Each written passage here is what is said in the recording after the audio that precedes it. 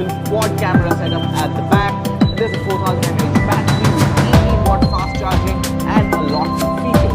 And here's what the benchmarks say.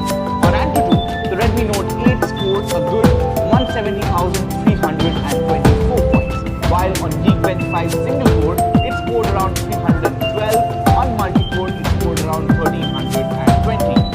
3D Mark Slingshot score for the Redmi Note 8 was around 1420. Now the benchmark numbers reveal that the Redmi Note 8 is indeed one of the fastest smartphones in the segment. The Antutu score is one of the highest that we have seen among budget smartphones in 2019, while the Geekbench 5 and the 3D Mark numbers are quite comparatively the best in the budget segment. We also tried gaming on the Xiaomi Redmi Note 8.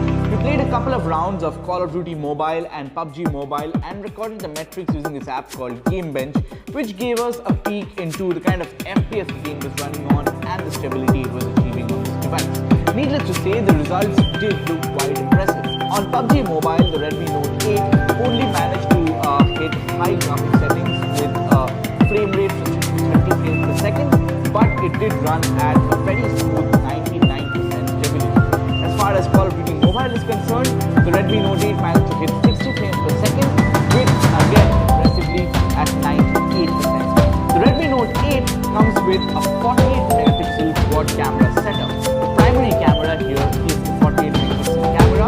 It's a Samsung sensor with Samsung GW1 sensor, and that's combined with another 8 megapixel ultra wide sensor, a 2 megapixel macro lens, and another 2 megapixel depth sensor. We took a photo on an otherwise stormy view of Delhi, and even then the camera managed to capture quite a lot of detail in this frame. Zoom in and you will see that there's hardly any loss of details from the photo taken from 48 megapixel camera in the day.